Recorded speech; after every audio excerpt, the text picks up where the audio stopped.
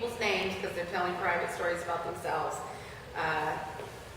So that being said, please feel free to openly share, okay? So has anybody else been in that situation where you have somebody that is not present and you keep giving your time and energy to, but they're not responding? Tony's like, counting her fingers, right? It's like they take from you, but you don't get back. Take. Right. So there's no balance, right? So you feel whacked out when you're in a relationship with that person. Okay? That's okay. Those people, it's not like you can't put them all on an island. Those types of people are going to be everywhere. They're going to be at your job, they're going to be at a workshop, they're going to be at your church, they're going to be everywhere. But how do we energetically take care of ourselves in that? And that's what the boundaries class was about last time. The energetic boundaries. And believe me, I'm not saying you just need to cut people out of your life, because you can't. You cut one limb, another one grows right back, okay? But you can start getting better discernment around how much of your energy is being dispersed compared to being replenished. So at this point in my life, I have a lot of nurturing that comes to me, so I can handle a lot of drama. A lot more than I could have a year ago. So, but there are people that I've had to say, hey, that's enough. Like I can't sit and have a conversation with you. And it's really difficult to voice that to people when, as women, we're programmed to be pleasers, people pleasers, right? So hurting someone's feelings, like way on the bottom of the list of things you're gonna do, right? So you definitely don't want to put that girl in a room and hurt her feelings. Especially when you know she's already hurting, that's why she's not present in the first place, right? Yeah. So, what's the answer behind that? You pray behind their back. Yeah. You have a conversation with them spirit to spirit, which it actually does work. You can communicate with people just spirit to their spirit without having to set them in a room. And I've done this many, many times with difficult situations that I couldn't get through to the person. And I've had to say, and I've even done it in a mirror sometimes, like this, practiced in the mirror and said, you know, Stacy, whatever, your energy is really hurting me and I don't feel like you care about me because you're taking advantage of me. And it doesn't feel good to have you come around. I always feel worse when you leave. So I've had to practice that, because that is not a fun thing to have to say to anybody. So that when the conversation had to be said to that person, it came out okay. And she was already receiving it because I had been sending it out energetically that I need to have this conversation with you. So I'm kind of like paving the way to get there. However, sometimes you have those energy conversations with people and they don't want to hear it and they'll just kind of disappear. That's happened to me a few times, you know, so there you go, you know, that's what happens. When you speak spirit to spirit, sometimes it resolves itself in the spirit. And then the body just follows along. Like, oh, well, we already had a conversation that you don't like me around, well, I'm going to bail. And that has happened. That's happened a lot recently too, since my energy has been getting stronger and stronger. And I'm not attracting as many people that are taking, and I have, you know, more value over my body and my health and things like that. I've had just a energy conversation with someone in my mind that I don't want to be in your presence right now. It's hurting me. And a couple people have just went away. Not in a conflict, not in a bad way. They just kind of floated away. So that's one of the easier ways to deal with things like that. Rachel, would you share something? You're 15 that I said, you know what, I just don't want to hear anything about your marriage anymore. There was 15 years of hearing the same problems, watching the same results, watching the same fights, the same, you know, and this is what a conscious woman is supposed to do, is to look at that person and know that they are hurting on a level that they can't fix. that they need support. So how much support do you give? And are they receiving it? That's where the tough conversations have to come in.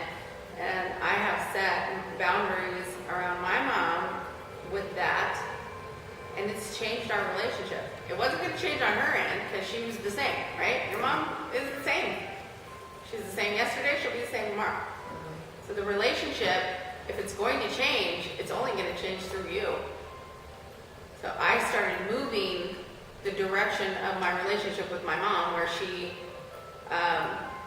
would have the same situations going on in a relationship that would fall apart, and rather than me get in the, go down the rabbit hole with her, like, oh my God, I'm so, so sorry you're going through all this. I can't, what a jerk. How can you, getting in the anger with her. Now I just go, wow, I pray that you honor yourself more than that. And that's it. That's as far as the conversation has to go. And it just stops her in her tracks, Like those people showing up at your door, that kind of felt a little like weird, right? Like, hey, I don't know you. You're probably connected to some kind of organization that if I let you pray for me, then I'm going to have to be in your organization. So no, I don't want your prayer, right? So the conscious woman doesn't put people in a box. Okay, spiritually, we just encourage you to believe. Period. Just believe. Believe something more than yourself, than your circumstances, and more than what is in your mind. So there's been a lot of programming that organizations have segregated themselves, that their box is the right box to be in. And I'm not for that. I think that whatever box you're in is your box, and you should be able to have it. And I honor you for being there. I honor you for believing at all, because it's a lot better than 99% of the world. So if somebody were to say, can I pray for you? I probably would have felt the way you did, Tao, a few years ago. But after getting sick, I was so helpless in that situation that I felt like I would take anything that would lift me, you know what I mean? And I needed to just kind of get out of my own way of letting people support me.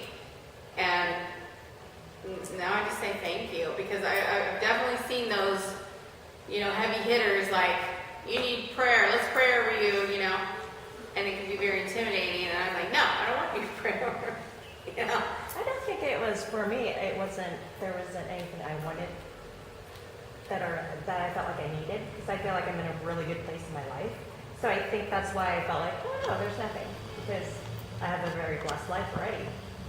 So should I be asking for more prayers? Absolutely. Are you kidding me? Very much to bless me all in. If you don't need prayer for yourself, I'm sure you know somebody, right? Yes. And if you don't know one single person that's having a problem, then you're not living on this planet. I know that. And if anything, you're a witness to other people's healing. You know what I mean? So you are in actually a fantastic, and you're in a very powerful position of prayer, because you're not in pain. So you're actually at a higher vibration. Does that make sense? So your prayer doesn't have to get through your own stuff before it gets to God. Mm-hmm. So most of us are praying for somebody, and we're also praying for ourselves at the same time. And then we got to get through our own judgments and our own fears and our own roadblocks just to get to the place of, and I see you healed, and I see you well, and I see you happy, Because I say, I pray over Ashley, God bless Ashley with finances and health and wealth, and I'm like, well, my bank account's empty, and, my body's not doing what it's, So the subconscious mind is going to backfire and get into my prayer and get in my way anyway. So when I'm in a good place, gosh, that's when I'm doing my best work. Because if somebody asks me for prayer and I'm feeling good, then when you say, I'm ready for something new in my life, I'm like, yeah, I know you can have something new because I just got something new. So we're going to do this, and I'm going to believe it for you, and we're going to pray. And that's when, big hair temple comes out and says, amen, sister. And then something new. working through. My sister-in-law, or ex-sister-in-law, has, in the last year, has left the family and moved out of state. So all the kids are here, and my brother's taking care of the kids. And so it's been really hard for me to not judge her as a mother, because I could not ever walk away from my children, from my child, the way she walked away from her children. And I've had conversations with her, and I mean, it's gotten a lot better. This last year there was a lot of anger around it, but I'm still working through that, to not judge her on that level. Yeah. Really hard as women not to judge other mothers. That's a tough one. And I was a foster parent. Connie's one of my former foster kids. So to put judgment over her mom, yeah, had a lot of it. And several of the other kids, like, how could you not show up for this kid, you know?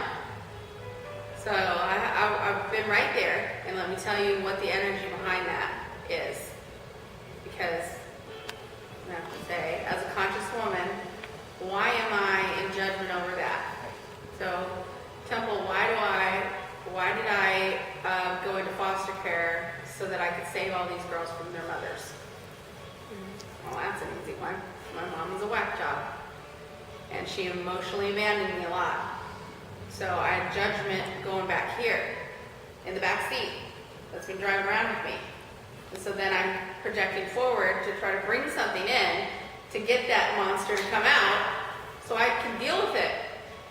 Because my judgment really is not about Tani's biological mom. My judgment is about, why didn't my mom show up for me the way I wanted her to? Okay? And then it goes, ouch, that stings? Yes. Okay. Now then it goes, now this is really gonna hurt. Then it goes from her, then it goes to me. Where have I not shown up for the children in my life? I've had a lot more children. I haven't birthed any, but I've had kids around. Where did you not show up for somebody that looked to you for nurturing, right? So ouchie, ouchie, ouchie. We have to look at that and then go to the next level. That now let's go one deeper. Where did I not show up for me? Where did I stop nurturing Temple? When did I stop taking care of her? Ouch, ouch, ouch, right? I'm seeing tears, they're coming up in me too. All judgment is a reflection of an internal judge. So when we can look at her and say, I'm sorry, I disappointed you, and I want to do better, and I will do better, so please forgive me, then that judgment will go away. Because you cannot control any other woman and how she treats her child. Because once you get over that lady, there's going to be another one that's going to do an even worse job. The judgment has to be that I'm going to look at this woman as spirit and know that the reason why she's a bad mom is because she's tore up inside. And the only way that I can help is to not only pray for her to heal, but to pray that her child receives another woman to step in and give her that nurturing and support that she deserves. And then go to the next level and say, God, how can you use me to be Sorry. No, this is good.